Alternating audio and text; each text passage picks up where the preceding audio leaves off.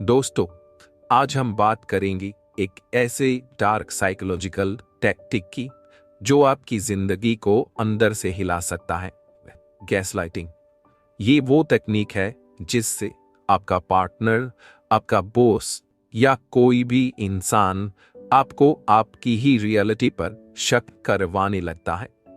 सोचिए, जब आपको ही लगे कि शायद मैं गलत हूं, शायद मेरी ही याददाश्त कमजोर है, तो आपकी कॉन्फिडेंस कहां जाएगी? यही है गैसलाइटिंग का असली खेल। गैसलाइटिंग एक साइकोलॉजिकल मैनिपुलेशन है। इसमें मैनिपुलेटर बार बार आपकी बातों को डिनाई करता है, आपको कंफ्यूज करता है और आपकी परसेप्शन को कमजोर करता है। फॉर एग्जाम्पल, बॉस आपसे कहे तुमने ये काम गलत किया जबकि आपने सही किया होता है। आपका पार्टनर आपसे कहता है तुम ओवर रिएक्ट कर रहे हो, जबकि आपकी फीलिंग्स जेन्युइन हो। धीरे धीरे आप खुद पर डाउट करने लगते हैं। विक्टिम की हालत ऐसी हो जाती है कि वो हर बात पर खुद को ही ब्लेम करने लगता है। सोचता है कि क्या मैंने सच में गलत किया है? क्या मैंने कुछ गलत देखा?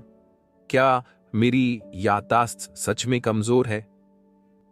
और नतीजा ये होता है कि सेल्फ एस्टीम गिरने लगती है, कॉन्फिडेंस टूटने लगता है और मैनिपुलेटर का कंट्रोल बढ़ने लगता है। यानी कि आप मैनिपुलेटर के कंट्रोल में आ जाते हैं। अब सवाल ही है कि गैसलाइटिंग की पहचान कैसे की जाए, हमें पता कैसे चलेगा? तो मैं आपको इसके कुछ क्लियर साइंस बताने वाला हूं। बार बार आपकी बातों को गलत साबित किया जाता है। आपकी इमोशंस को ओवर रिएक्शन कहा जाता है। आपको बार बार टू सेंसिटिव या क्रेजी कहा जाता है। पास्ट इंसिडेंट को डिनाई करना और आपके मुंह पे कहना ऐसा तो कभी हुआ ही नहीं, बड़े कॉन्फिडेंसली कहना। आपको आइसोलेट करना, बाकी सब नॉर्मल है, बस तुम प्रॉब्लम हो। ये बात आपको बार बार कहना। अगर ऐसा बार बार हो रहा है तो समझ जाइए आप गैसलाइटिंग का शिकार हो रहे हैं। गैसलाइटिंग का सबसे बड़ा असर आपके इमोशंस पर पड़ता है। विक्टिम को लगता है कि वो अकेला है। एंजाइटी, डिप्रेशन और गिल्ट डेवलप होने लगता है। और सबसे खतरनाक बात, विक्टिम मैनिपुलेटर के बिना डिसीजन लेने में भी डरने लग जाता है। सोचिए, जब आपकी खुद की सोच पर ही भरोसा ना रहे तो जिंदगी कितनी मुश्किल हो जाती है। कल्पना करें कि आपके बॉस ने आपको एक प्रोजेक्ट दिया, आपने डेडलाइन से पहले पूरा कर दिया, लेकिन बॉस बार बार कहे तुमने तो लेट सबमिट किया था। आप प्रूफ दिखाते हैं लेकिन वो इग्नोर कर देता है। धीरे धीरे आप सोचने लगते हैं शायद मैंने सच में गलती की होगी।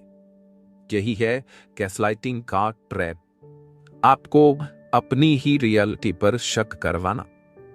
अब इसका सॉल्यूशन क्या है, समाधान क्या है, इससे बचने के तरीके क्या क्या है? सबसे पहला तरीका है डॉक्यूमेंटेशन। अपनी बातें, ईमेल्स, चैट्स, ये सब प्रूफ सेव करके रखें अपने पर्सनल स्टोरेज के अंदर। दूसरा है सेल्फ ट्रस्ट। अपनी इंट्यूशन पर भरोसा करें। अगर बार बार डाउट हो रहा है तो पॉज लेकर सोचें। बाउंड्रीज तय करें, क्लियर बाउंड्रीज सेट करें। जैसे कहें I don't appreciate being called crazy. अपने सपोर्ट सिस्टम को मजबूत करें। फ्रेंड्स, फैमिली या थेरेपिस्ट से बात करें और अवेयरनेस रहें। गैसलाइटिंग को पहचानना ही पहला स्टेप है। याद रखिए, जब आप अवेयर होते हैं तो मैनिपुलेटर का कंट्रोल टूट जाता है। एम्पावरमेंट और एक फाइनल मैसेज आपके लिए। गैसलाइटिंग एक पावर गेम है। मैनिपुलेटर चाहता है कि आप कमजोर पड़े, लेकिन जब आप अवेयर होते हैं, जब आप अपनी रियलिटी को वैलिडेट करते हैं तो मैनिपुलेटर का कंट्रोल खत्म हो जाता है। आपकी रियलिटी आपकी है, किसी और को उसे डिफाइन करने का हक है ही नहीं। Trust yourself, stay strong, stay aware, क्योंकि आपकी रियलिटी ही आपकी सबसे बड़ी ताकत है।